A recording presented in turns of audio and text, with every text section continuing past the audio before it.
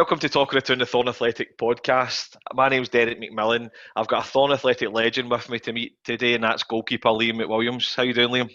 All right, Derek. I'm doing well, thank you. How's yourself? Yes, very good, mate. Thanks for joining us. I've been looking forward to this, getting right in about it. But first of all, congratulations on the birth of your son, Liam, to you and Nicola. Met up in the other days. Definitely looks like Nicola because he's not got your looks anyway. But congratulations anyway. Oh, thanks very much, mate. So, It's been overwhelming with everybody, and cheers to all the boys for the Thorn Day. They done a whip run and stuff like that, so he's a spoiled boy already. So, aye, just a big definitely. thanks to everybody. Good, mate. Did Hender put in money? I bet he did. Did he do that? Do you Definitely think?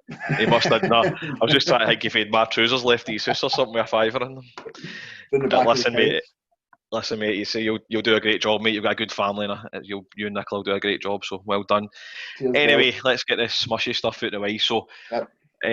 obviously you've been at Thorn for a number of years. I can't believe you're the age you are. But Aye.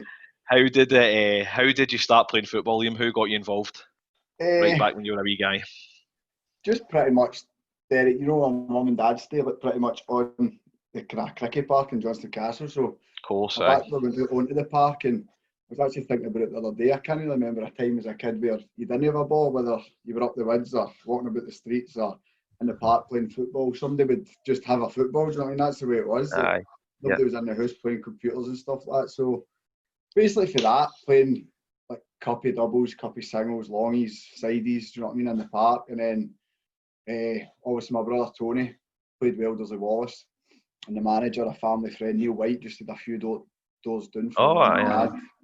So it pretty much progressed to that. I started playing there, and ironically I actually started as a sweeper for the kind of first 2 years that I played. No way. At an age level. And then pretty much, I think somebody said one night we need a goalie for training, and I went in the sticks, and that was it ever since.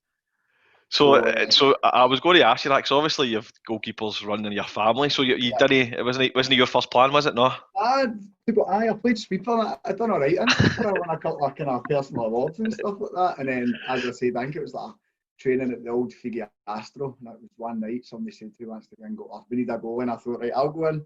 And that was it. That kind of defined me, I think. After that, that's just all I knew. Do you know what I mean? I think it must have just been in me the whole time. And that Mate, one session just brought it out. That's totally through me. That's honestly through me. Big Liam the sweeper, big Liam Mateus. I can't believe it. Now, what? You must have been mental to go and goals at that Figgy AstroTurf at the time as well. That would have ripped you to shreds.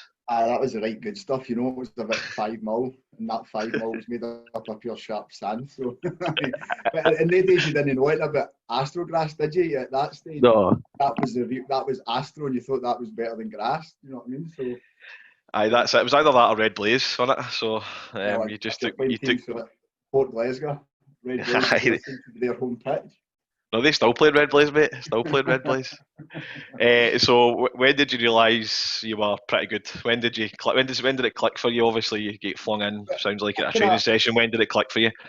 I just kind of felt I can, as far as I can remember, it just kind of felt natural. Do you know what I mean? And I just kind of stayed in goals, and then, like kind of Johnny said in his podcast at that kind of age, it was hard to get an age group. Kind of was older. I was in with kind of guys older than me again. And obviously, it didn't kind of work out, and then it kind of separated the Elders of Wallace. Neil White took the older team. Obviously, the Elders of Wallace was, like Johnny said, there only really was St Maggie's and Elders of Wallace about this kind of area as like football clubs. So I kind of went with them, and then a guy I knew for the castle as well, Malcolm McDonald, he took over, and he was more our coach. And I think that must have been for about under 11s to about under 14s.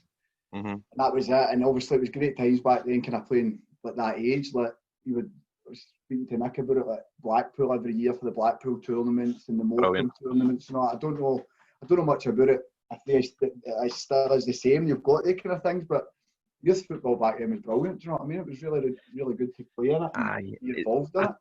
I think the difference back then was it was proper football. See, you don't play for a trophy until you're 13 now.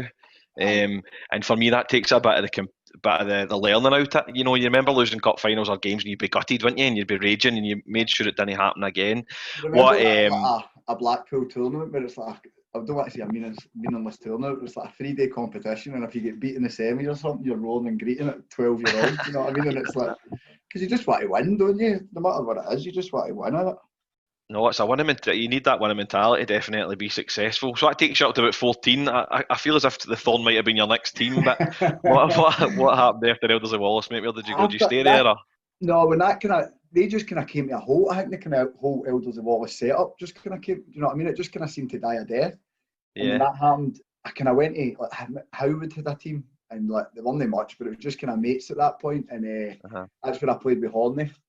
First mate Right. was Horn with them, and then I played there for about a year or something. I knew that it was like it's like Johnny said, people can say you go and play with your mates, but it's not the same. Do you know what I mean? You were the kind of whipping boys, and you were getting kind of horsed every week. It wasn't fun. And Uh-huh. after that, the guy I'd mentioned before, Malcolm McDonald, he'd actually took up a role with kind of St Mirren FCBC, who were, you Oh, remember, aye. a kind of feeder club and that kind of thing. And they did kind of play in a better league. They played in a Sunday league. Aye, So I I remember. went Aye. at about 15. I went to St Mirren FCBC, and I was there until I was 17. And then that kind of went the same way. They kind of, it just kind of frittered out and died a death. And then that's when the Thorn came along, pretty much. So 17 years of age, and was that under 21s you started with then, Liam? No, it was an amateur. I Was never went. I never played So, 21s. No. listen, mate, apologies. I know you're much younger than him. I'm sorry. I'm sorry, mate. I'm really sorry. I apologise for that. Now, Youngie told me to get in the fact that you hadn't won anything until you met him. No, I will. Just him personally. That is one.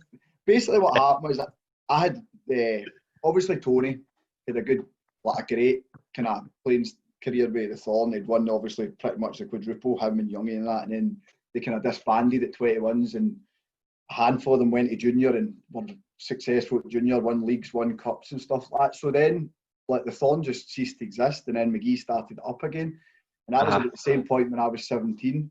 And I think it might have been Tony that said, "Why don't you go down?" I remember my first game. They played a friendly at Figi Astro. It actually was the Astrograss this time. I went along and kind of cringeworthy. I wore one of Tony's old Thorn training taps. I remember that. And then Brilliant, mate. I Brilliant. played the second half, and that was it. Ever since I Aye. was only 17 and I wasn't old enough to get into the pub, and I thought, right, I'm going to try and get into the pub, and went back, get in the pub, and then I think that sealed it. Do you know what I mean? I think that was Aye, it. I know. And the thing is, mate, I'm surprised McGee never whipped the training gear off you. You know what he's like with folk that haven't, he's No still chasing problem, folk. hand that back. He's still chasing folk round about the tune for stuff from 10 years ago. So did you enjoy it straight away? Did you fit in, or how did the first kind of few months go? It was brilliant. It was different. Do you know what I mean? Just popped to my mind there. I just remember, like, I'm sure Big Shep was there. Do you know what I mean? And like in the Brilliant. changing rooms and stuff like that. And kind of figure changing rooms are not the biggest, and it was just a laugh. And it Aye. sounds daft saying it now, but it was. Like, I was only 17. It was kind of men. Do you know what I mean? And it just felt right with me. Do you know what I mean? It felt more a kind of a better environment. Kind of you take that step. I know people say that you should always try and play your age group. You should always try and play 21s, but even at that point, like Johnny said, there wasn't that many 21s teams about, like, round about Johnston either. Do you know what I mean? It seems to have really, until the Thorn came along, there's not really been a kind of long-standing team that's went the same way. Do you know what I mean? It used to be like Elders of Wallace, St Maggie's, and I know there's a couple of teams that have started for Kilbarkin, but they've never really, do you know what I mean? There's no matured or anything like that. No They kind of die a sustained, death and come back and stuff like that.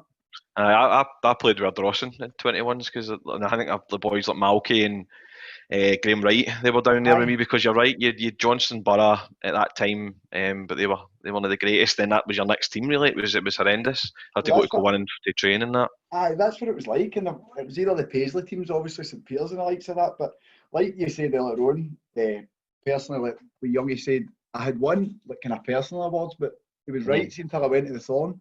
I think when I went to the Thorn, we had to, because it like kind of restarted, we had to start in like the worst league. I think it was the West of Scotland League or something like that. Do you know what I mean? And yeah.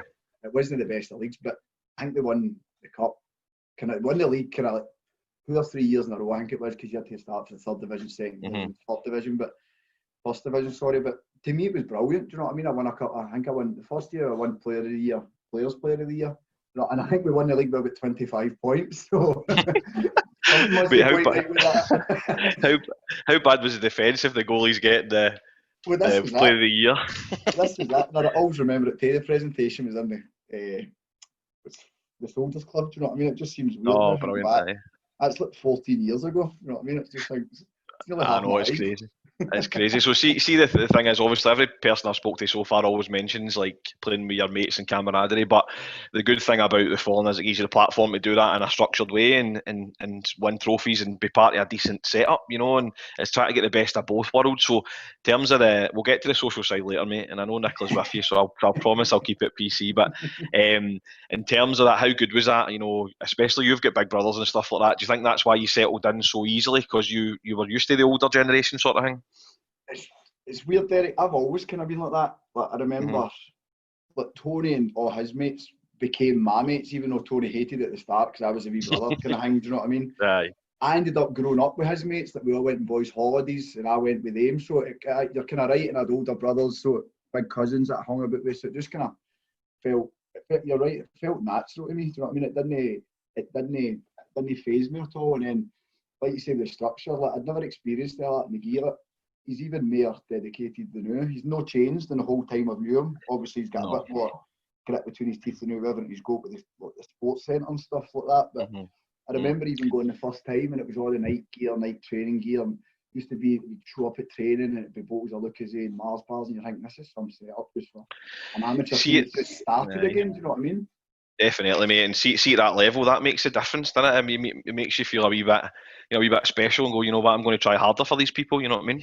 It sounds a bit cringe, obviously. Do you know what I mean? But it made you want to play with the Thorn. Do you know what I mean? It was like it made you feel good. Do you know what I mean? It was like this is a good club to be involved with, and it's something I'd never really had. Do you know what I mean? It was never really like it's just weird to describe because it was like it felt kind of professional or as close to as it could be. Do you know what I mean? Everything was run dead crisp and everything was you paid your dues, but everything you get back. Do you know what I mean? You were well winning it at the club were putting out some amount and the amount of sponsorship and stuff like that. Training was always the best of places and stuff like that. Although it used to be on Monday night at 8:30 to 10 o'clock at 3, so that was an absolute killer. Oh, mate, I can imagine. Weekend, do you know what I mean? I can imagine you stopping on Sunday morning or Monday morning and having to go to training at night time. But the good thing about it is Thorn have always had a decent turnout at training and work hard, play hard. It's cheesy as anything, but I certainly see that throughout the Thorn years. So who was about back then? Who was the team that you first started with, Liam? Who was the main players? Youngie was there, obviously. A bad smell. He's always everybody mentions him. Tommy Graham. Who else? Big John Eady. David John Eady was a player. John Eady was a player. He was a player. It was like a big kind of Rolls Royce in the park. Do you know what I mean? He was. Big Stuart Robertson. Who else? You mind John Eady's hair back? John Eady's hair was terrible. Remember he did highlights for it at that time. I think he still gets highlights. He still works with Jazzy. Listen, if you work with Jidey, you need to dye your hair, wouldn't you? I need to do something. So John Eady, sorry, mate. Who else was there? I'm trying to think back then. Wee Ellie was there. Davy Elliott. Aye. I can't even think. That's about as far. That's just thinking of the loaf. Big Shep. You know what I mean? That's David Gallagher. I think he was there. Mm-hmm. And then Campbell. I think Campbell was there as well. Andy Parker.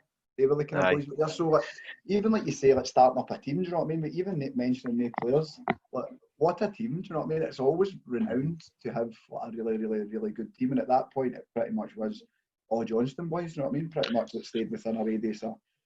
So as you said, the players that you were attracting probably surprised a lot of people right at the start. Do you think McGee pushing the structures and making sure he's well looked after was a big player in that? I think obviously a lot of the boys that played there were pals with McGee. I think like Campbell and that, and maybe played like full back star with the Rovers and stuff like that, and they had then folded too, so it was another club to go to. But I think once that people knew that the Thorn were kind of coming back, then they knew what they were about, like for the success they had for like the 19s, 20, 21, especially 21 season. I mean, they won the treble, the West, and then I think they won that other trophy for the best team out. So it was like quadruple, do you know what I mean? So people knew what they were going to get, do you know what I mean? Nobody was under any false pretense or anything that it was going to be anything else rather than a really good run team with a sole commitment to be the best, do you know what I mean? Aye, well, success attracts players, there's no doubt about it. And my own team, we've got boys for Bears then to Beef, you know what I mean? So if people will travel, if they know the environment's correct and you're all working towards, trophies and making players better. So the first few years was easy for you, everyone said that, west of Scotland. You've moved into Scottish Amateur. Was that a hard step up? Did you feel that? It's quite weird, Derek. You see, we moved. You definitely felt the difference. It was a far better league, but it's just like anything changes with the kind of leagues. So like you move up that league, the parks get slightly better as well. Do you know what I mean? And then the refs get slightly better. You know how it works, like a domino effect. But what I felt, obviously, I think we started in the first division, say, and then it was a Premier. But see, within that year, we kept like getting teams in the cups for like the Premier, and we were rolling the moor. That's like the first time we came across Oban. And that's how that started. Do you know what I mean? We played them, and I think they must have thought. I think that was something like they thought, this team, I think they're up and coming, and we ended up turning the moor. We bet them, and I think for then that's how the thing we started. And I remember as well, Scottish Amateur, it was brilliant. We got to the Jimmy Marshall Cup final, and it was Inverclyde we played. Was that against Inverclyde? Aye, remember that? And that boy on that Jamie Bradley, he was a cracking player. Him right enough, we going to play with Kovo and stuff like that. But I thought they were going to give us a doing up at Rob Roy's old park. And we ended up beating them that night as well, won the cup, get man of the match. So that was a good game as well. And then there's a theme here with your favourite games, Liam. There's a theme here already. And then the next year again, we got to the Jimmy Marshall Cup final again, and we played Inverclyde again, and then we bet them again as well. So we seemed to do well in that league, and then it all came to that grinding halt with the St Joe's situation. You know of course, we'll get to that, mate. Don't you worry. But see, in terms of being a goalkeeper, did you enjoy playing these big games and being tested against these big teams? Was that what you were all about? Well, I think it's quite weird because I always said to Tony at the start of kind of big game, I feel anxious, but it just became that's the way I felt before. I think you should have some butterflies before a big game. Keep showing your toes, mate. Keep showing your toes. I think anything that says that they're no nervous inside probably kind of couldn't say I mean, there are big games like your Opens or Cup finals where we seem to be getting them quite often. Do you know what I mean? Like you'd feel good at the start of it, and you'd be up for it. Do you know what I mean? You could definitely sense a difference. Everybody was wanting to win and stuff like that. So, see, in terms of a goalkeeper and a big game, what do you want to happen? What do you want the first 5 minutes to be like? I think you want something to happen personally in the first 5 minutes. Do you want a big save? Do you want a big save, or do you want a catch? It a big save. It just has to be. It can be something as commanding as a ball's coming through and you shout, play it back to me or something. Do you know what I mean? Just something that lets you touch. Just you. Not even that. It could be a ball back, you clear it, and it's like, right, that's everybody set. The defenders know I'm here. I know what's happened. Do you know? It doesn't need to be like a top corner save. It just has to be something that kind of goes right. That's it. The game's kicked off. Like, sometimes you play these big games and nothing happens for 25 minutes, and you're waiting for something to happen, and that can make you even more anxious. Do you know what I mean? So for me, that's what makes a big keeper, mate. And I'm not saying anything that's nobody's ever said it before, but keepers that can do nothing for 20 minutes and then come out and get across, or they make a save. And obviously watching Rangers and Celtic over the years, that's the best keepers that do that, and it's the concentration levels. How do you keep, see when Thorn are, maybe battling teams? How do you keep concentrated when the ball's up the other side of the park? I just try and keep myself kind of focused in the game. Pretty much myself quite a lot of the time. You never stop moving. You never stop moving.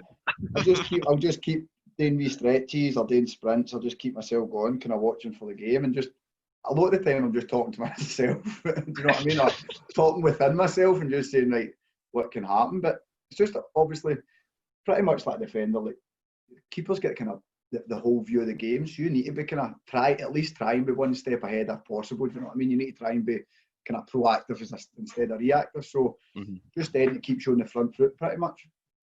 So the biggest game probably was the West final.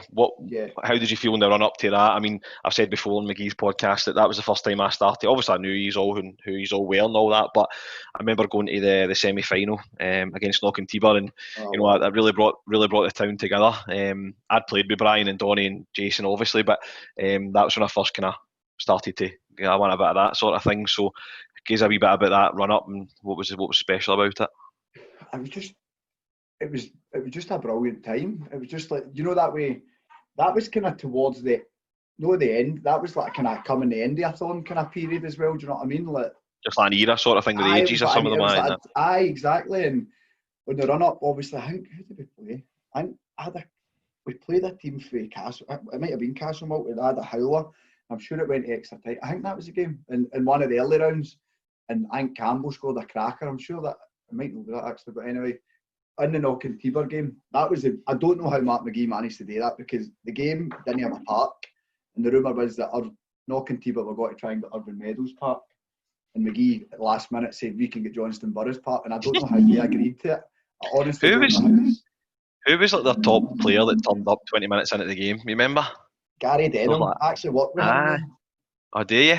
You Aye. remind him of that night, do you? Have you Oh, reminded him of that night? it's funny, man's a hinky nose, but I've just never said it to him. Do you know what I mean? So it's Aye, just sitting just there a in the wee wink, just background. a wee nod and a wink at lunchtime and that. Aye. The thing is with that game too, it was a cracking game. It was 2 each and went extra time, and then obviously went to penalties in the end up. But everything about that, and then obviously to go to like a senior ground, and we took a great support back then, much like the cups we've had lately. Do you know what I mean? We took a great support back then, and unfortunately, just on the night with the team that the Drum had, and they just changed it up in the second half. Do you know what I mean? That they got the victory. They won us 3-1, but kind of soul destroying thing with that was, see, after the game was done, all the boys went back into the kind of players bit. We were all getting pints, and they were coming in and getting a can of juice, and they had a can of juice and just left. It was just nonchalant to them to win. Do you know what I mean? Whereas if we'd have won in that cup, it would have been a party. I bet it was a party anyway. So I think to be honest with you, mate, the day that I take winning for granted is the day I chuck football. You know what I mean? It's you exactly. bust your backside all season and you earn every point, every win you get. And you know, some of these guys, you know, I mean, you see teams like Celtic, Juventus, and whoever, they win leagues after leagues after leagues, unfortunately. But what they do is they, you know, they earn it and they celebrate it. And I think amateur football's all about that, mate. You know, she's like, see that day, that cup final, and that we do it with your family, your friends. It's all worth it. And I think if I ever get like that, you just walk away. You know what I mean? I think even more so like amateur football and like junior football. I think even more so like senior players. Do you know what I mean? That's their job. But see, like amateur football, it's like an escape, isn't it? A lot of like a Monday night, a Wednesday night, and then a Saturday's your day. So like, obviously towards the end of last season, like knowing we were getting closer to winning the league. Do you know what I mean? Every week you were going like, this is going to be it, this is going to be it. So it was like you were totally like buzzing, like adrenaline was rushing. Do you know what I mean? Just to get that win. I don't think personally, even if you won league after league, I think that would still stay with you. Do you know what I mean? I just don't think you would take it for granted, like you said. No, definitely not. So obviously, Nelly and that was the manager then, but pretty shortly after that, JD came in. How did you feel about that? Because for me, I love JD to bits, mate, but I would never have seen he was a football manager in a million years. But he was obviously done a great job. How did you feel when he first started? Did you think it was going to be strange? No, because obviously me and JD have been kind of best mates since. Aye, of course, aye. Well, kind of good mates since I've been about 17, 18. And JD had obviously played with the Thorn and stuff like that as well. But when you look at JD's kind of track record, like he should be, he had all the things to be honest. He's played a lot of good teams. He's played with a lot of good players, and I think that was one of JD's gifts. Like JD could get players in. Do you know what I mean? He knew a lot of people, and he'd get the gift of the gab, and it worked with JD. He brought it in, and for they, like, obviously, we should have won the league. I don't want to say, do you know what I mean? Like St. Joe's hanging and all that, but like all that kind of stuff, like that should have been. Mate, say what you want. Say what you want. I mean, people always say we're bitter, but you know what? That was the thing that kicked us on, mate. You know, no, as I say, you're totally right. But like, that was the fire in the belly that we needed, and I think it was like 2 figures up to the kind of Scottish amateurs and whatever, and moved on to bigger and better things, which is and that's it. In the last kind of 4 years. So JD, I was there for a season, as you know, when he's moved to the Cali, and JD definitely knew how to get the best out of players. You know, he wasn't a shouter, a talker, but you know, he would go around and speak to you, and you know, he's all played for him. It was a really good thing to be involved with that year. What do you think? Obviously you went and won the first division, no problem. Johnny then went and won the Premier League a couple of years later. What was the difference between Johnny and JD? I've been asking a few people that, and nobody quite keeps to get the. Was it more to do with the players he's had involved, or do you think there was a kind of management change that helped you win the league the couple of years after that? I think Johnny had the nail on the head, kind of like everything. Like it's not as if with that first the first division we won it, and we kind of won it well, and we kind of steamrolled teams. Do you know what I mean? But then we moved into the kind of Premier, and like see teams like Dumbarton and that, we were going to do with the same game plan, and we were just playing right into their hands. You know what I mean? A tight park, and we were trying to play with like wingers, like 3-5-2 and stuff like that, and it wasn't working on the parts. Like that was just an example. Do you know what I mean? Like Johnny said, like just a wee bit more tweaking, like kind of changing your team for the game, as opposed to just like that's the best team that will play, and we'll play the same way every time. You know what I mean? Like Johnny said, I think it was Dumbarton, they played like a 5 at the back and hit them. Like, just wee things like that. It's not as if there was a whole like change of balance for them when it changed managers, because obviously the two of them are brilliant in their own way, but I just think that they kind of changes what is pretty much what got us over the line. And it's just one of the examples we were talking about, and Johnny said, see, like sort of Ross Perry bringing them in for like Dumbarton games, like he was made for the games. Do you know what I mean? And he was brilliant in the games, and that, like, just wee tweaks like that's probably kind of what got us the points that we were maybe lacking kind of years before. Good. So what saying? I've kind of skirted over there in terms of winning the league. So obviously you have had loads of success. There was maybe a couple of quiet periods when you've been there. I remember being at the game at Oban, and he's had to just get. I was like he's only beat 2-1. I think and he's got beat 3-1. He'd have been relegated. So do you think that helps with the Thorn even now to the present team? Do you think it helps the fact that some of the boys have been through kind of hard times and stuck together and stuck it out? A lot of teams fold when they have one bad season. You know, the Thorn have come through that. Do you think that helps? See, to tell you the truth, Derek, see, at that point, I think I was kind of like, right, what's happening here? Do you know what I mean? At that point, I was thinking, right, is it time to try something else? Because it got to the point that it wasn't that didn't mirror a Thorn team. Do you know what I mean? That like fighting for relegation, like staying up by a point and had a goal, and it was only me and Youngie. I think that it kind of came out the other side of that. Do you know what I mean? Realistically, and at that point, you were thinking to yourself, that's really it for me, or is it time to try and look somewhere else? Obviously, I'm glad I stuck with it because the last kind of six years or so have been brilliant. Do you know what I mean? It's like a total difference. So on that, Liam, obviously, it's kind of harder for goalkeepers, right? And because you can only play one, and you don't really want to sit about a bench because if you go junior or even professional, that might have happened to you. Was that a big factor as well, just playing every Saturday? Because you have had loads of opportunities. There's no denying it. There's many teams wanting Dumbarton. You were training with Dumbarton for a while, weren't you? Is that right?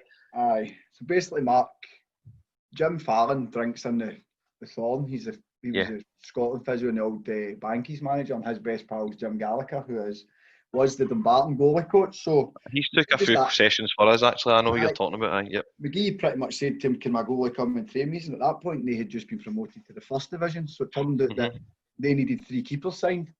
So I went over there, at that point, I was training twice a week with him, twice a week with the Thorn. So I was training 4 nights a week.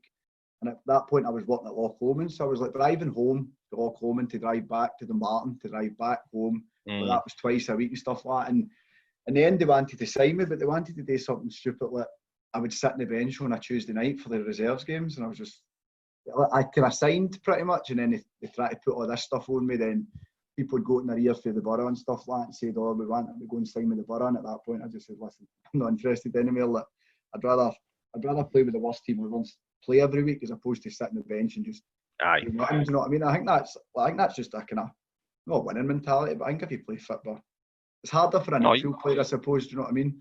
Because I've never sat on the bench really as a keeper. Do you know what I mean? If that makes sense. No, you're right. No, is any regrets though with that? No, you happy with the decision you made at the time? 100%. It's like it's kind of a family, and it's not as if you don't want to go and play with your mates, but like. I don't regret it at all. I think it was probably a kind of headstrong decision for myself because I think the easiest decision would have been to go, no, I'll just do that and just kind of that wee bit of I've signed with Dumbarton. You know what I mean? It was kind of foolish on my main part, I think. I'm kind of glad that you've no went to that sort of level because I need to watch your brother's DVD or Lars Cup final every time I'm in his house. So I'd imagine you'd be exactly the same, and I'm already off fucking highlighted out. Sorry, but no, as I say, 4 penalties or something in that cup final or something. So I think that's kind of off it. Mate, I loved it the first, second, third, and fourth time. But see when it gets to the 25th, 26th, 27th, 28th, then you start to just because I can tell what the commentator's going to say and everything before he says it. You know what I mean? He's the live commentator at that point, isn't he? He's airing you, and he's moves in your ear, and he's listen. You know, I love Tony, and this sort of you have the same enthusiasm as him. You know what I mean? It's great. You know, it's definitely great. That's a nice. Did you see? That was a nice word there. That was a nice family-friendly word there. But listen. As I say, it's good you've got no regrets, mate. I mean, probably folk will listen and go, "Why you didn't want to go to Dumbarton? You mental?" But I totally get it. And if you're involved, if you want to play every week, then you know you might as well be the Thorn. I mean, they are run like a semi-professional team anyway, so it's not as if you're missing out on that. What's so after that, and obviously JD and Johnny winning the league. Sorry, after JD taking over. Sorry, Johnny, can I speak? Johnny taking over from JD. I'll leave it that bit. Johnny's taken over from JD, and he's went on to win the league. Did you know pretty early you had a chance, you know, in terms of, did you look around the changing room and say, you know, we could do something here? Let's see, to be fair, Johnny touched on it, and it kind of wasn't like that because it was the worst start of the season we could have had. We'd like Gifford at home the first game and he beat us 3-1, and we'd one shot and goal, and then we went out in the replay to the Scottish against Cambria. The boys scored an absolute worldie, and I think the 29th minute extra time on the second leg. So that was it. But do you know, Derek, sometimes see as a blessing in disguise. I think going out the Scottish and out the West, that served us well. Teams were playing catch up for us, you know what I mean? We were miles ahead with points in the boards, and as good as the big cups are, I think the league's your priority, isn't it? At the start of every season, if you could win the league every season, do you know what I mean? Like we were saying earlier on, that's still it. That's still the main target. Anything else is just a bonus. So it wasn't the best start, but slowly but surely we picked things off and we started getting back to winning ways, and it just kind of never looked as if we were going to go any other way, to be honest. It felt like that after a little while. I've seen you get to the quarterfinals of the Scottish last 16 and blah blah blah, and it obviously it's a good distraction, but it is a distraction, you know what I mean? And people were Dumbarton when they won the league, they chalked up points the opposite from what you did. Aye. And Cali's a good league and anyone can beat anyone, so to get that kind of 12-13 points in the bag that other teams don't have, it's obviously crucial. 100%, and obviously see the likes of the Scottish Cup and that, it's brilliant. It'd be brilliant if it was like a summer tournament, but see playing it through November, December, January, February, and you know, if a game's off 3 times, it's like it can take up a full month and you've not played a game, and other teams are playing especially with likes of McGee. You can see the likes of McGee, he'll do anything. You know what he's like to get a game. I remember once we played Oban and we played them in Drumchapel and it was our home game. Do you know what I mean? That's how committed. Just to get the game on. At the Donald Dewar Sports Centre, we bet them 3-2 or 2-1. So he's always been like that. I'm usually the worst to moan about him when he's putting league games on a Friday night and like Dundalk or something like that. But he would always do it, and like that was the difference. You know what I mean? Getting 3, 6, 9, 12 points ahead of somebody. Do you know what I mean? When they're getting exactly, you're spot on. So and that brings me nicely to the Thorn Athletic Sports Academy. Obviously, as a guy that's been with the Thorn for 14 years, was it 15 years, and hopefully still going after Nicola lets you back out. How proud are you to the fact that we've got a home now? It's brilliant. It actually is brilliant because we kind of started at McMaster's when it was the proper McMaster's. You know what I mean? That was our home park.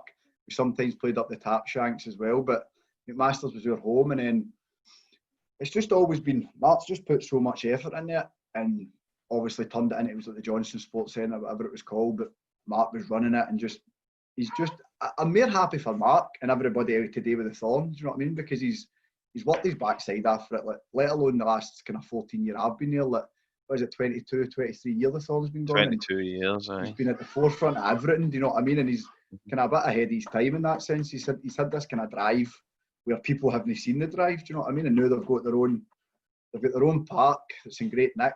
Obviously the fencing's going to go up when I do it, and it's just moving to like amateur, even though it's still within amateur like parameters, it's moving up and up and up. Do you know what I mean? It's becoming a club like you want to be really involved with, but even more so.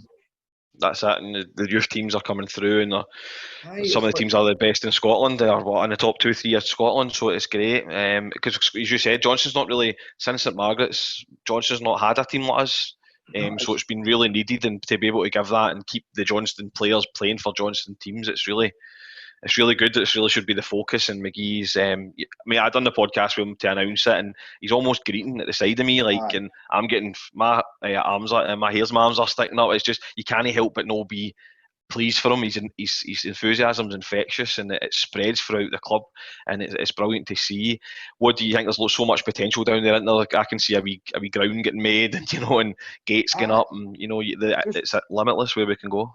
He's got this. Mark's always had like kind of aim for the stars kind of thing with it. Do you know what I mean? He's always had this. Like I said, that nobody else has really seen it, and he's obviously seen it and goes, that's the direction he's going in. But I remember even ages ago he was talking to me when I was working my last job doing artificial grass, and he's saying, "Can we turn that wee bit into a sevens and this, that, and the next thing?" And then the park, he went out and bought. Like, he's asking when I was doing the greenkeeping, asking what's the best equipment for the park. Out and bought a mower. Like, other teams don't do that. Do you know what I mean? He went out and spent a brand new mower.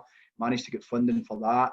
He's got to have the fencing. He bought the 2 porta cabins with everything in it. You've got an indoor games hall. That no matter what the weather, you can be in there doing circuits, doing fitness. So it's everything about the teams. Do you know what I mean? It's everything to keep the Thorn team's gone. Like, as I said, if it's bad weather, they can be in there doing circuits, they can in there doing indoor football, they can just anything. You know what I mean? Anything, so that if it's bad weather, this and that, it doesn't stop. It's just a hub for the Thorn, which he's made it, and I'm just glad that it actually is the Thorns now, as opposed to not selfishly, but you know what I mean. Like, it's always been the kind of Thorns kind of hub, and now it actually is that in name as well. Aye, spot on. I think we've earned the right to be selfish a wee bit, mate. You know, we've definitely, everyone's put a lot into it. No more so than McGee and the committee and everybody that's been there. So I think it's time to be a bit selfish. You know what I mean, and promote ourselves and see where we can go. In terms of the football side, Johnny, where do you see Johnny's team? How did you leave them in a good shape, mate, or have you shafted them? That's my question. No, definitely not shafted them.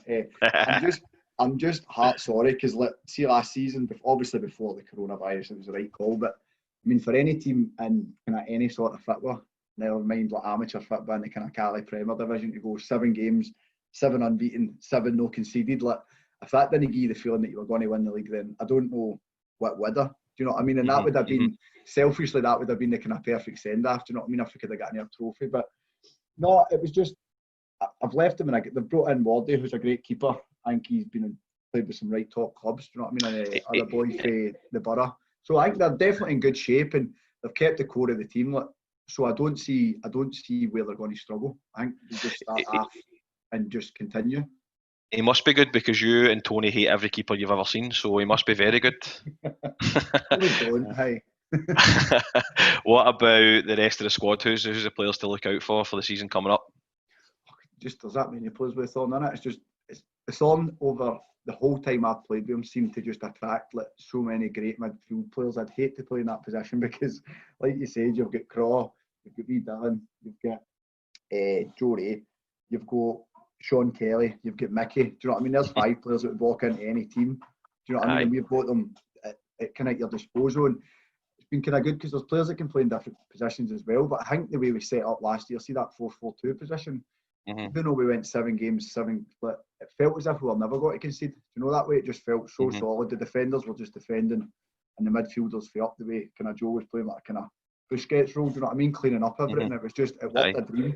So just to get the league kind of cod shot, it was a bit of a kind of sodium. But to tell you the truth, I don't know what's actually going to happen. With everything happening in kind of SPFL now, do you know what I mean? I don't know if that's going to have a knock-on effect. I just seen the night, mate. Obviously, just before we come on, that adults have been banned for training until 24th of August. It's a shame. Over 18s have been banned below SPL level. So if you can't test, basically you can't train. So big thing for a lot of the boys is people getting back then stopped. A big thing for mental health as well, mate. I see a few of them struggling. So fingers crossed they get that sorted. And never mind leagues and never mind competitions. You just want them playing football and keeping fit. You know what I mean? Well, I was speaking to a couple of the boys as well, and I'd went back to the Thorns first training session. I think it was like a week and a half before Nick was due. I went to that, and it was good because nobody had trained, but it was that way you were doing. It was like usual Thorn, great setup, like everybody their own bottle, their own team, their own cones, their own ball. But that was good for the first time back. But then see if you're doing that for 3-4 weeks, and then you're not even getting a game at the end of it, and then you're kind of you kind of lose heart a wee bit because you're training you train for a Saturday, don't you? So see what this training to play on the Saturday, you kind of then has an effect on you. And then now I think they just get back to kind of playing games as well. And now if that's been taken away from them again, I think it's only looking kind of one way at the moment. The problem is that obviously we don't need to talk about it, but the big high-profile issues they've had, they've just filtered it down to everybody else who had. I mean, I seen McGee and Johnny and the rest of the coaching staff planning these sessions to a T to make sure they stick to all the guidelines, and to just fling them under the bus because 2 or 3 or 4 guys can't behave is ridiculous for me. But I think there'll be more fallout over the next few weeks on that, because it's no great. We can't just stop thousands of people from kicking a ball about a football pitch because a couple of people can't behave. So what's your plans, Liam? Are you going to get back? That's my big question for you. Are you going to go back at some point? Oh, I couldn't tell you. Nicola's sitting here in the background. Do you want to put Nicola on and I'll ask her, mate? Can I just clarify this? This was my decision. Do you know what I mean? Nicola thought I was mad to make that call, but I just thought with the baby coming, like, kind of 14 years, you know what I mean? That's been every weekend, that's been my life. And obviously it takes over your life at the weekend a bit, you know, at football. leaving at 12 o'clock in the afternoon, no getting into 5:30 at night, and obviously with my job, I work Saturday nights, kind of maybe 2 out of 4 weekends. So I just thought with the baby coming, listen, it might change. You know what I mean? It might be at the point that it's something that it doesn't bother me, or everything pans out and I get back to football. You know what I mean? But I just thought at this stage I was just got to make this decision. Well, listen, mate. You don't get these first year back, mate. It's the nicest time. You know that yourself. You've got nieces and nephews galore. But as I say, it's I'm kind of joking there with Nicola, but you don't get these days back, mate. You know what I mean? You really don't.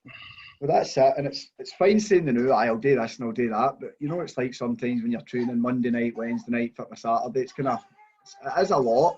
You know what I mean? And I just felt from mine and kind of my new family's kind of state, it was probably the best decision to make. No, definitely. It's a hard one, but it's definitely the best thing to do. What about down the line when you're a wee bit older? Are you coaching or anything like that? Do you ever fancy going to that? Well, me and Tony actually done our goalkeeping badges. They actually changed it for goalkeepers, but I'm sure because it used to be, I think, goalkeepers only had to get a basic. It was something stupid like a basic goalkeeping.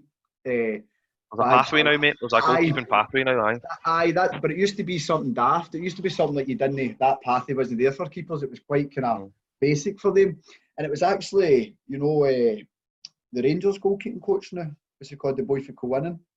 He's the Hingmy Stewart. Jim Stewart. It's Jim Stewart. Colin Stewart. That's who done it. He done mine and Tony's goalkeeping coach down at Cowannon Sports Centre one Sunday about 6 years ago. So I've got my tickets. I've got my ticket there. So it might be something I look into the future. But don't worry, because see, as soon as you're daft on it, he sent me a personal message on Messenger saying, "Listen, even though you've chucked it now, we'd be happy to have you down at Thorn taking some training." So he's already bagged me. If you're Tony ever coach for any other team apart from my team, then that's done. Because I've already sounded him out here. I've had him at my team a couple of times over the last month or so. And if you ever decide, mate, you'll chat my door. We'll have a trackie for you. Don't worry. Tony was a massive thing for me. It only became the last kind of 4 years. I just said to Tony, was wanting to get back into football, and I kind of said, well, why don't you come down and become my kind of coach and then be the number 2 or when I'm not there? And for the past 4 years, it's been brilliant. Do you know what I mean? It's been absolutely great. Kind of playing with like your best mate. Do you know what I mean? Well, that's it. And people sometimes don't like doing it with family, but you seem to click. What does he get the best out of you, Liam? I think it's fairly easy with me and Tony. Do you know what I mean? He kind of knows. We kind of know each other that way. Do you know what I mean? He just knows what we're doing, and he can get the best out of me. He's like, can be quite awkward sometimes if you don't know somebody and you're trying to kind of grill them, if that makes sense, and like pick up if they make mistakes. You know what I mean? You can a wee bit like timid to say, you're better than that, or that has to be better. But me and Tony, there was none of that. It was just truth. Do you know what I mean? So the boys would have seen us screaming at each other, shouting. Do you know what I mean? No talking and stuff like that for a training session, but. Tony storming away to get changed and that. I can imagine it. Much that. Tony storming away and hunting the ball at the park, and then we wouldn't talk for 40 minutes, and then at the end it would need to kiss and make up. Because Tony would need to drive each other home, aye. Pretty much. See, just think of that there. It's so stupid, screaming at each other. Do you know what I mean? Like, God almighty. No. Listen, it's just that's families in it, but obviously at football. But you can see the two you work well together, and you do your own thing at training. And it's just, see the keepers for me. This is going to sound terrible. They become an inconvenience to a coach because you don't know what to do with them. So see if you've got you and Tony working together, it helps. See, the thing is, Derek, see for about 8 years, the Thorn have never had a second keeper. So I had to do I just done all the outfielder training.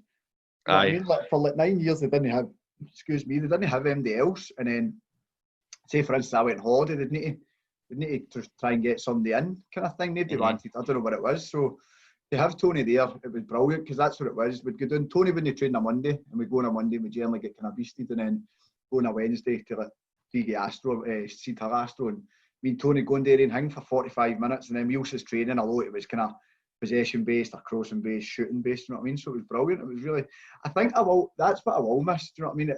It doesn't seem that I'm missing that much now because everything that's going on with the kind of football community, do you know what I mean? But I think when everything's back to normal and stuff like that, like going to training, getting the banter with the lads on it, that's what people say that you miss the most.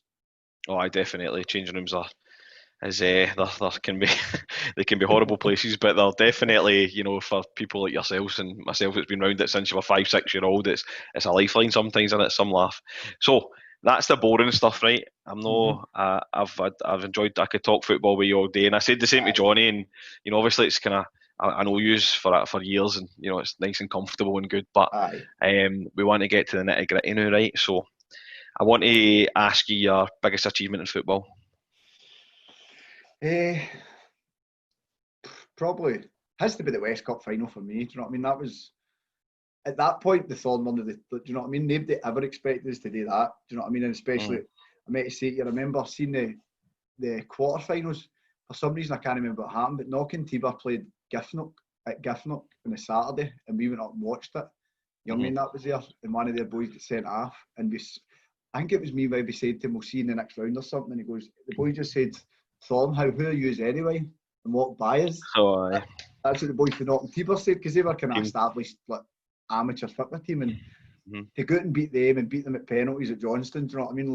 That felt like the final that night, if that makes sense. And then obviously to go and play, but not many people get to go and play in the West Cup final, do they? No, that's definitely right. The thing, as I said, and I don't want to repeat myself, but that definitely was like the Thorn coming of age that year. And people might say, "Oh, you get beat in the final, you're celebrating getting beat," but there's definitely been a change since that 2011 game. You know what I mean? 100%. Let's not kind of kid MD on. Getting beat off that Drumchapel team, you're pretty much playing like kind of second, first division team. Do you know what I mean? The players they had were they've never ever belonged in amateur football. Do you know what I mean? So as I said, for them to get a cup final, then win the cup final and kind of treat it as nothing, just shows what they were all about. Do you know what I mean? It totally, for me, it took it away from them. Do you know what I mean? To this day, I don't even know where my Western Scotland Cup final runners-up medal is. I'm telling you the truth. It's kind of sour grapes a wee bit. I don't know if I threw it somewhere, but just to get I want to know what I've done with run-up cup medals, mate. I've not got any, so I can't help you. So what was your? Oh, mate, I know. It was like 20 years ago and 20 stone ago, but I can still hang on to it. You know, actually, I'm going to mention this. I thought I still had them in my mom's loft and she's lost them, so I'm not happy this week. So maybe you can have a word with her next time you see her. So, what's your 2 favourite games that you've played in, Liam? Do you know, I've been thinking this. I can give you 5. I can't give you 2. Mate, give me 5. Yes, go for it. I was thinking about this for ages. So the first one would have been the Inverclyde in the Jimmy Marshall Cup final. 100% it'd have been that. And then it'd have been the Knock and Tiber game, the semis, up the Borough, just winning in penalties. Then after that, we played Oban once, and it was actually my birthday. I think it was my 23rd birthday, and it was Lashington. And I drove up with my dad, Neil Kennedy, because I was going out that night, and the weather was torrential. And the game got called off on their park, and it moved to an Astro. And I kid you not, we couldn't have played any worse. It was the worst we ever played, but luckily I had quite a good game. They scored within 10 minutes, and they battered us for 80 minutes. And in the last minute, John McCluster, God bless him, scored one each. Started a riot. There was a fight and everything at the side of the park. And just getting back on the bus. The worst thing was we got back on the bus and everybody was getting on it, and I had to drive 2 hours back down the road. Do you know what I mean? Because I drove up my motor. I know. Liam, just on that, what's your favourite Neil Kennedy story? There's too many to mention. I can't mention any more than this anyway. Oh, come on, there must be something. Oh, when he phoned Super Scoreboard saying about Ched Evans signing for Rangers. It was the first caller on the scoreboard in the new year. And his words were, do you think Rangers are an obscure enough club to sign an obscure player like Ched Evans? Brilliant, mate. Absolutely brilliant. I went to Blackpool with him for one weekend, and the room was me, him and Bonner. You can imagine. That'd be fun. How that was. Sorry to interrupt. I love Neil Kennedy. I had to get that in there. Right, so what's your next one? Next one had to have been the St Joe's game. We beat them 3-2 at Faithfully. Remember the game that we bet them and they had like 8 games to go, and we bet them over there. But everything about that game, they put us in like these old stinking porta cabin changing rooms that were soaking and damp, and they didn't get changed there already, and they get changed somewhere else and come down. And I think Youngie scored a free kick and a corner. And we bet them 3-2, but just the feeling in that change room that day was brilliant. Do you know what I mean? Because we kind of thought that was going to be it. And then the most recent one was, like Johnny said, up at Giffnock 2 years ago. He winning that. I think I was greeting. Honest to God, actually, I think I was. So Mate. I just ran about and then I ran and jumped on Pato's dad. I don't know, but I don't know what happened. Like Pato's nah, check the time, making sure the time's been played. But see that, and like Emma will never get this, and I tell her the good things, the bad things, the indifferent things that's happened to me in my life. Right? See, the most I've got is at Fitba, and people just don't get it. Like they look at you as if you're daft, don't they? It's just an overwhelm. Because see that game, that was a massive game to win, and we knew it, and they'd scored a worldie to make it 2 each. And they were kind of saying, haha, that's us done news for the league. But see, to be fair, see the boys that we hated, obviously that the boys Shanta and all that, they kind of said to us after the game, like, well done, you deserve to win the league. So that was kind of good as well, do you know what I mean? And that was kind of the icing on the cake, yet we still hadn't lifted the trophy, so it just felt as if, see, the closer we go, that's what people saying it, the closer you get, the kind of harder it becomes to actually get your foot over the line, to actually get your hands on it. But that was massive. Must have gave you the belief though. If you can go up there, Giffnock North is one of the hardest places to go to. Good fit by pitch. They're a decent team. They're hard to beat. To get that win must have gave you the belief to go on and clinch it. It was. Do you know what I mean? We had that belief, and that's what we're saying. Like, this is a game. Do you know what I mean? Like you kind of get to that sense where you feel, well, this is a game. If we get this one out the road, everything else is just going to fall into place. And lo and behold, it did. Do you know what I mean? But just getting that goal, it must have been there was 30 seconds, 45 seconds to go, and it was just unbelievable. Do you know, it's like kind of fairy tale stuff, and that's certainly the way it felt. I think I was still scraping Dylan off the flare when the whistle went, mate, to be honest. I think somebody was trying to pull me down for the roof, man. I was on top of the club pace. Brilliant. So I've lost count. Was that 5 there, Liam? I was enjoying listening. That's my 5. So what's the best goal you've seen scored, either getting in past you or by the Thorn? The best goal? Mm-hmm. Youngie has to be up there, just for no one in particular, just the amount of free kicks that he scored in massive games. Paul Jimison as well. Mark Campbell, volley. I can't remember, just Mark Campbell, full stop. The amount of goals he scored too. Volleys, just technical ability. There's been that many, I can't actually remember. I'll let you off for that one then. So see having obviously Youngie and folk have got board list hearing his name on this, but how good is it to have a guy like that in your team when it's one each and you know he's got that in his locker?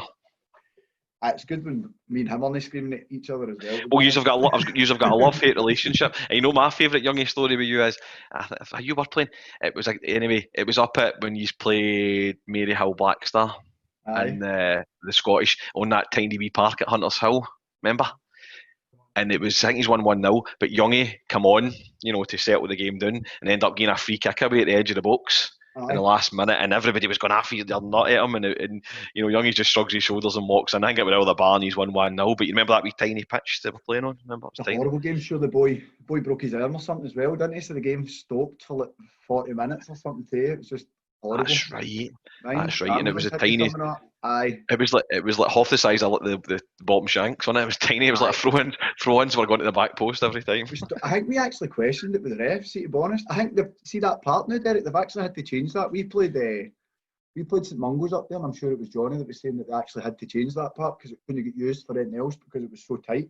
Because I went to watch them for JD the week before at Springburn. You know that big pitch. And they pit somebody decent out, and I phoned JD and I says, I tell you what, they're no bad, but they won't play you on that pitch.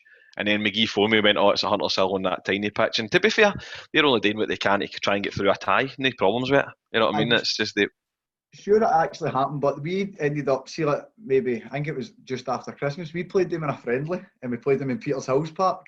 And I think we beat them like 4-1, big park, and then obviously we got the next round, so they knew exactly what we were all about.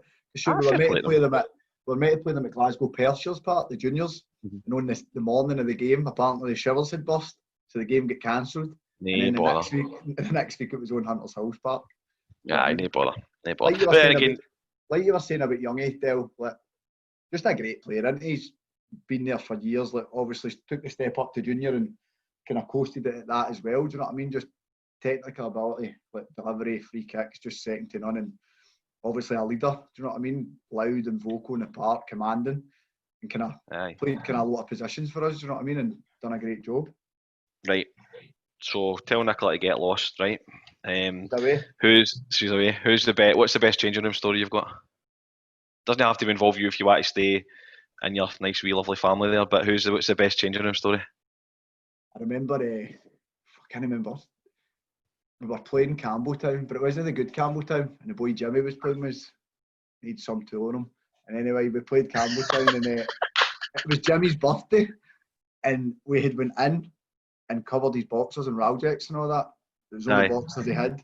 Went in, put them on, and he didn't realise for ages. And then it hit him when we'd left the changing rooms, and that's him. He had to go all the way home to Campbelltown, to Johnston, with Raljacks, all of his boys and all that. You should have seen him. Mental. And another time we had, we used to tap him as a shower gel. And I'm not giving you any dirty or funny, naughty stories. No, you're fine, mate. You're fine. I'm just giving you PC ones. And you're fine. Youngie filled a shower gel full of mayonnaise and salad cream and all that, because he was always tapping people's shower gel. Came in, was asking for a lay in it, and kept using it for ages. And he came out and he didn't even realise it had just been washing himself in mayonnaise. My God. Who's the funniest guy you've had in the changing room? Apart from yourself, obviously. Who's the funniest guy over the years? I think Big Shep has to be up there, didn't he? Shep's honestly something else. I mean, we had a wee day in with him a few weeks ago, and oh my word, just constant, isn't he? Absolute constant. His JD impression's brilliant. I almost want to get him on here just to do it. Just to do it. Shep, JD, to be honest, JD's funny in the changing rooms, you know what I mean? Aye. It was a good, I was there for a season, mate, and what a laugh we had, you know. It's a good bunch of boys. What's the best night out you've had? Not many. Like, it's hard to say. Has to be probably after an Oban game. I remember one Oban game in particular. Legend that is Jim Allen, like everything he's done for the club, and in the way up, Jim had put a coupon on, and he ended up winning. I think he'd say it was like 350 or 400 quid. And at the end of the game, there was a bit of ag with Oban, so I don't think it was something that we didn't bother going back to their pub. We just left. Mm-hmm. There's a kind of petrol station about 6 miles outside Oban. It's a carrot shop, and Jim just stopped and just said to everybody, "Get and get whatever you want," and just spent his full coupon that he'd won on the boys' with a card. I just walked out with about a bucket and 8 cans. I don't know who paid for it. Do you know what I mean? I just walked out the front door with it. And just you were sorted. The usual would get blutered and back to the Thorn, but it's too many to actually kind of put a name on it. Do you know what I mean? Or put a certain day on it. So I'm going to ask you something that I've not asked anybody before, mate, and I don't want you to back out it. So I've trusted that you would have the balls to do this, mate. So you're doing it, okay? Right, okay. We'll miss the goalie because you are number one. Probably Tony's just as good as you, right? So we'll have 2 goalies, right? I'm going to get you to pick an 11, and I'm going to run through them quickly, and I don't want you to think about it too much. I'm going to go 4-4-2, and you're going to pick me a team, right? That's right. I'll try my hand. Yes. No, you're going to do it. So right back. Mark Downey. Centre half. Donny. Yes. Centre half.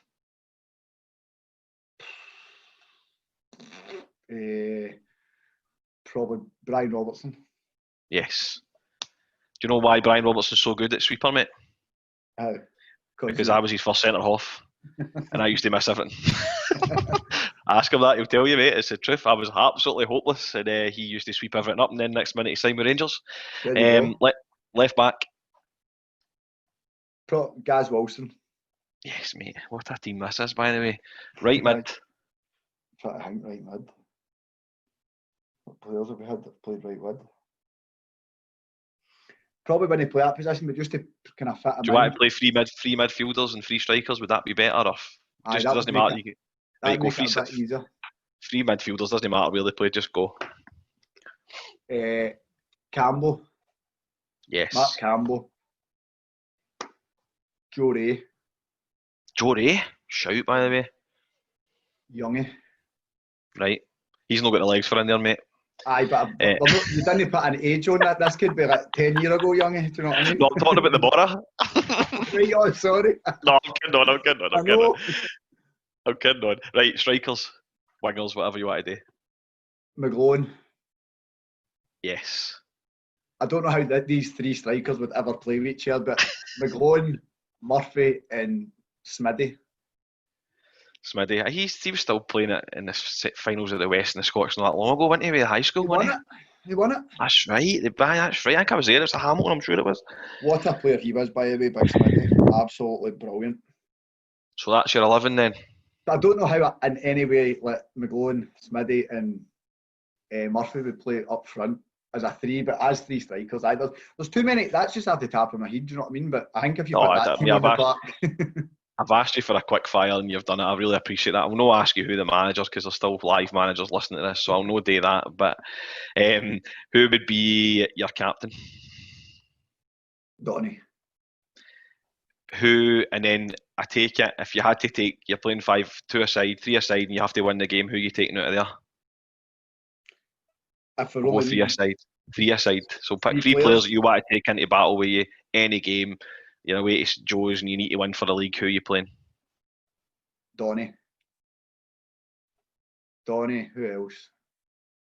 Wee Downey was just, but if you were ever going in for a battle, what a player he was. His body just gave up on him and ended up, do you know what I mean, Mark? Mate, underrated. Not underrated by maybe the players he's done, but nobody really has spoke about him yet. But I remember watching him playing. He was 100%. And he was like that at training, like really like that at training, like really demanding. And who else out of the 3? If it was going in for a battle, probably Youngie. So Donny, Downey and Youngie. That would be a fight. That wouldn't turn. Do you know what I mean? That would turn into a scrap. That's not a battle. That's a fight. And see, the thing is, see when you're thinking about it, mate, and you're naming the players, Gaz Wilson, Donny Morrison, the players you've missed, you can realise how lucky that, and I'm not speaking for you, but how lucky you've been over the last 14, 15 years to have boys like that in front of you. Well, it's like, people can say what they want about amateur football, do you know what I mean? But if MD knows, if MD knows the players, do you know what I mean? And like, you could rhyme off another. I've probably played with 100 players, do you know what I mean, over the time with the Thorn, and there's nobody that's been like Deadwood, do you know what I mean? You could probably name a 5, 11 aside teams out of them all, do you know what I mean? And they would still be all be great teams. But like, you look at the players I've just mentioned there, like a Big Donny, see just before the season, Big Donny was flying. Like, honestly, he could have went anywhere. Like, I remember we played Lark Hall, and their big centre back ended up signing with Auchinleck. He didn't last long. Big Boy Drummond or something like that. And Donny was 10 times the player that boy was. And then obviously he done his Achilles, I think, Donny, didn't he, doing it against, was it Westerlands or something, doing it? Yeah. Be the Astro. The Scotland coach was there watching him that day and everything, and he just done his actual Achilles, I think, about 15 minutes into the game, and that was it. He didn't really recover for that. What you used to love about Donny was he would be dead slow at the runs, and then the last one he would cane it as if he was beating everybody. If I remember Donny took that into the game, but you see, for like somebody like Donny, like, he could read a game of football so well, but he seemed to just be there as well. See, if he needed that last minute tackle, he was there. He was just brilliant. He was just a great player. Big stupid, he didn't. He's I don't know what to say that, but no, I don't care. But he's one of the best I've ever seen. I mean, the year I was there, you said Gaz Wilson, Donny Morrison, and Ali Brown at defence. A great boy, too, he was a great left back. I think Bud played right back, and you in goals. I mean, you're not going to get better than that amateur football, are you really? Well, the thing is, look, for all the good players, obviously I was saying that Tunnel's a brilliant players, but the defensive players we've had, you know what I mean, have been absolutely really good players. So I'm sorry for flying under the bus here, mate. There's going to be folk moaning at you. You do realise that. Tommy Graham moans to everybody that doesn't mention him, so at least we've mentioned him. I said he was there at the start. He was. He's had 3 mentions this time. That's more than he's ever had. So he'll probably not text me as soon as it goes out now, which is nice. But anyway, mate, I'll let you go. As I say, I could go on all night, mate. It's been a great list talking to you. I hope you get back in some capacity, mate. You've got too much to give the game as a player and as to teach people. So hopefully you'll be back in some sort of guise. But enjoy your family for the time being, and take care, and all the best, mate. No, Derek, I appreciate that. Obviously, everything's new to me at the moment. Do you know what I mean? As I said, it doesn't feel any different at the moment because there's no such thing as amateur football. There's no games and stuff like that. So obviously, when that kicks back, whenever it does, it might feel different. But the wee man might be about 3 by the time it gets back to normal. Do you know what I mean? So I might be pulling the gloves back on yet. Well, they're lucky that everybody doesn't realise that you're only 31, 32. You've still got a few years left in you, mate. So don't worry about that. But 31, listen, mate, 31 left. Okay, you can play till you're at least 40, 45, and you're a goalie. You don't do much days. Anyway, mate, it's been a pleasure, and I'll catch up with you. Cheers, Liam. Right, cheers, Dale. Catch you later, mate. Cheers, mate. Bye-bye.